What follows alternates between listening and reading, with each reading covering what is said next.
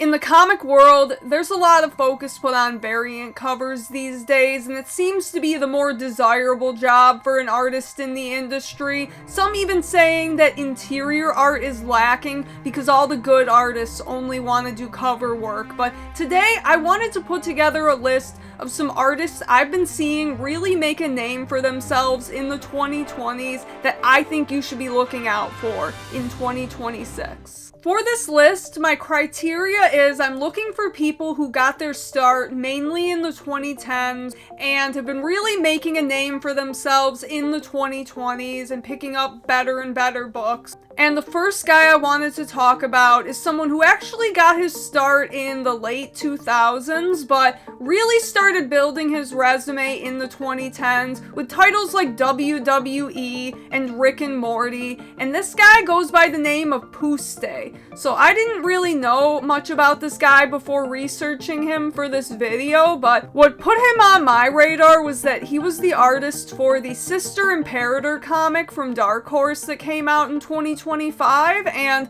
I was really impressed when I found out he did this comic, and he also did Batman and Scooby-Doo, Rick and Morty, WWE. Like, this guy has range. He can do a lot of different styles, and he even talked about it a little bit. He has a YouTube channel. I was actually his 12th subscriber, so go subscribe to Paye. He already did a video on behind the scenes of Sister Imperator, and that was really interesting. And like I said, this guy has range. Like, he did the Batman Scooby-Doo mysteries, which has a very Bruce Timm animated series feel.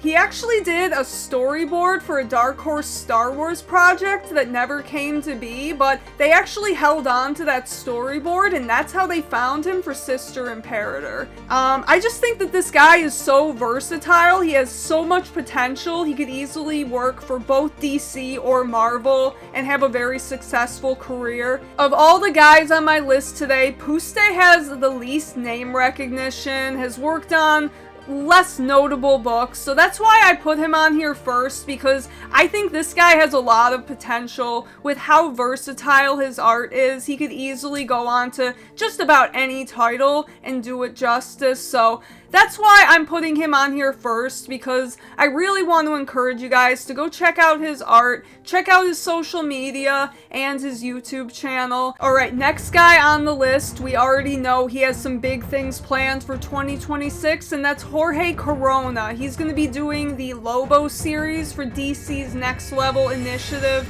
confirmed to be coming out March 2026. And we have already seen what the cover for that is going to look like. And he's a guy that's been keeping busy. He's been working for DC Comics since 2013. He's also done a lot of work at Image Comics, like Middle West and Ain't No Grave. He also did the covers for DC KO.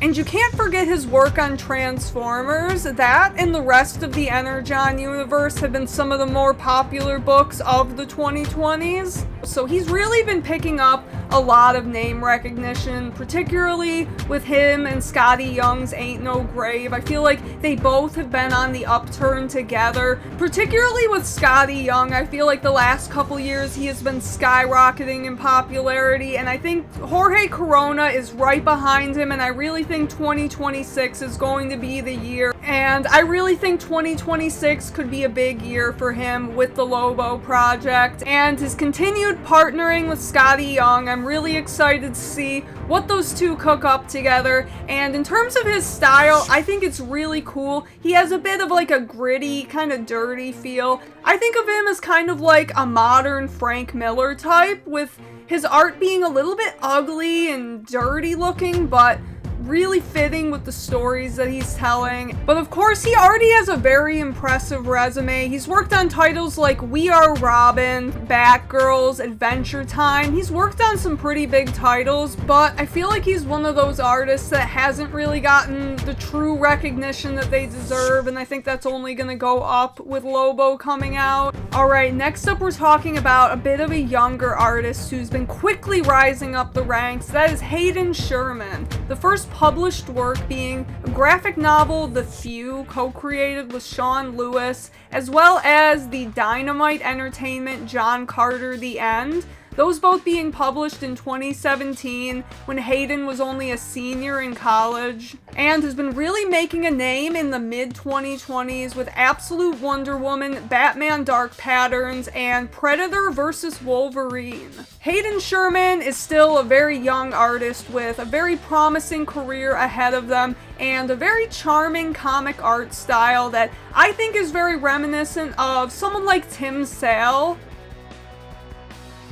Next on the list is Aaron Campbell. He started working with Dynamite Entertainment in the 2010s on titles like Sherlock Holmes, Green Hornet, and he did work with Garth Ennis on The Shadow as well in 2012. He's also worked on titles like James Bond, Batman, Harley Quinn, and most recently he's been known for doing the Hellblazer series with C. Spurrier. He actually started working with DC's Vertigo in the 2010s, and that seems very appropriate because his style really feels like something out of 90s Vertigo. This kind of creepy, realistic, almost drug-induced style that a lot of Vertigo books had.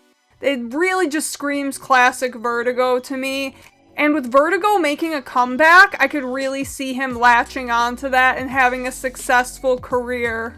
That was something I felt while reading his Hellblazer. I particularly really liked his Hellblazer Dead in America series from 2024. And something I noticed was that really felt like classic Hellblazer, classic Vertigo. He has been working consistently for over a decade now and has already proven himself on plenty of noteworthy characters. And then the last guy on my list, the one with probably the most impressive resume to this point, but a rising star nonetheless. We're talking about Dan Mora. He's gone on to become a major player at DC Comics. I would say he's become the definitive DC artist for the 2020s, kind of like how Jim Lee was for the 2000s, 2010s, like the artist of the Justice League.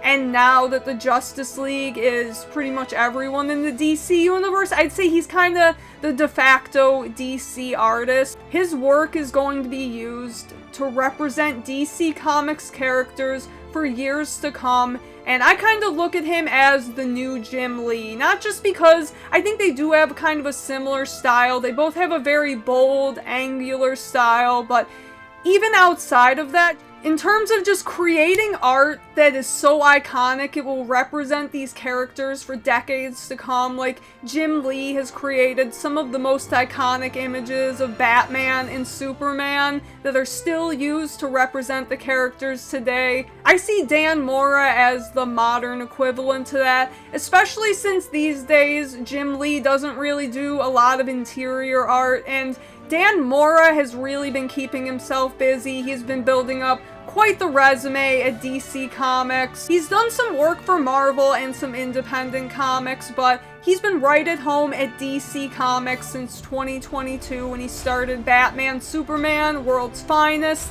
Then eventually he went on to do the Justice League Unlimited in 2024, and he's currently the artist on Superman with Joshua Williamson, and all of these have been very popular, very successful books for DC Comics. And I think this guy has a bright future ahead of him as the face of DC Comics for the current generation. So let me know what you thought about this. Is there anyone you would have added that I didn't? As always, I love to know, and thank you for watching. Peace out.